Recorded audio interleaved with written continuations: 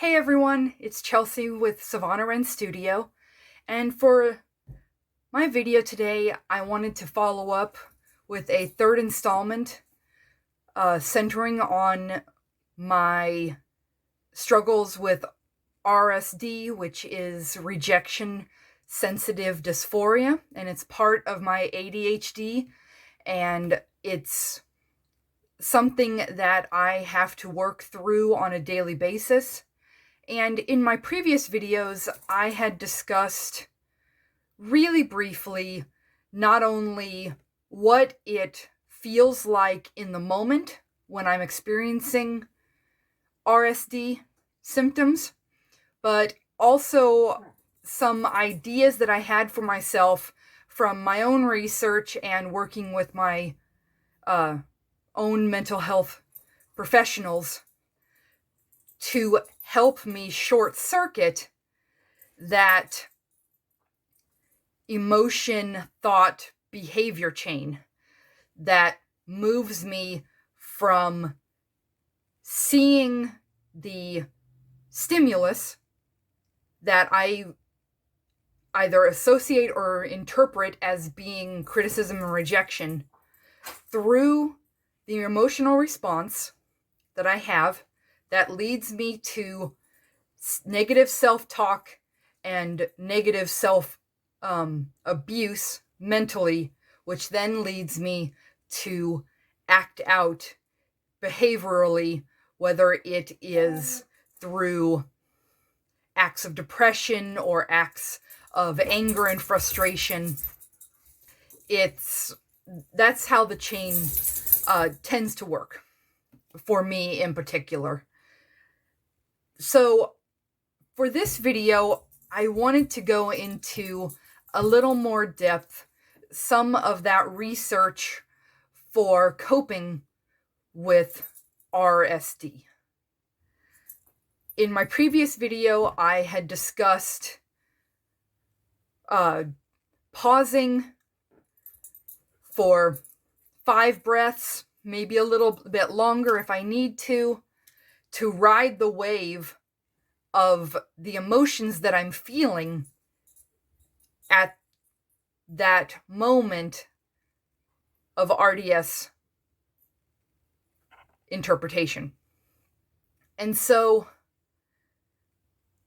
what my research has shown, as well as talking with my health provider, is that if you can wait just a little bit until the emotion has crested, you can get over the worst part of the emotion. Now, it can be really difficult depending on the intensity of that emotion, but what I like to do, and what I'm trying to do more frequently, is when I feel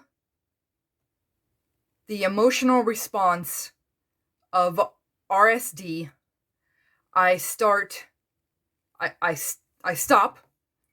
and I try to focus on myself, quieting my body, quieting my mind, just enough so that I can hear myself think and say, I am safe, I am secure,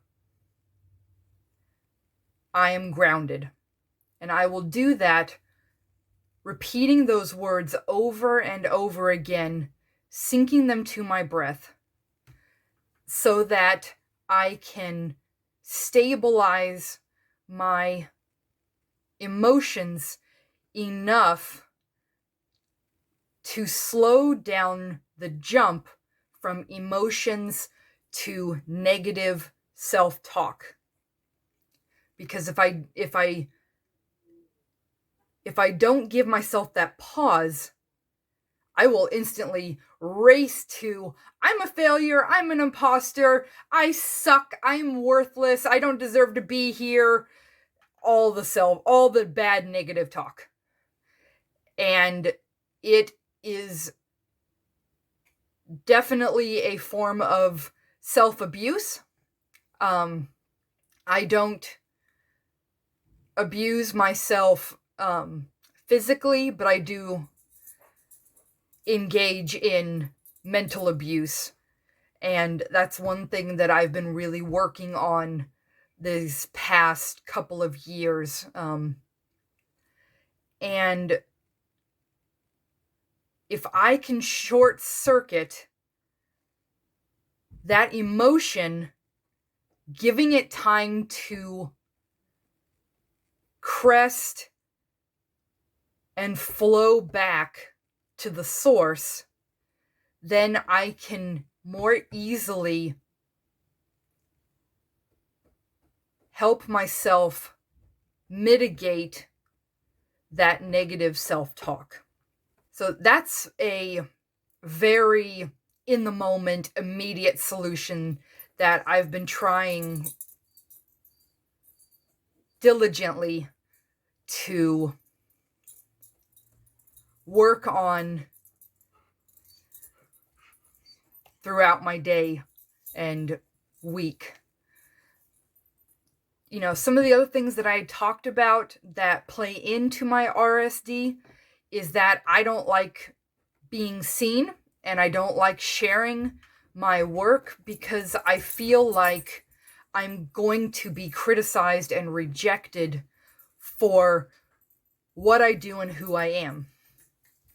And as I said in the previous videos, one of the longer term solutions for coping with my RSD is that I need to safely expose myself to constructive criticism and being able to let go of attachments when rejection does occur. So the first thing I'm really trying to do that's more long-term is that I'm putting myself out there.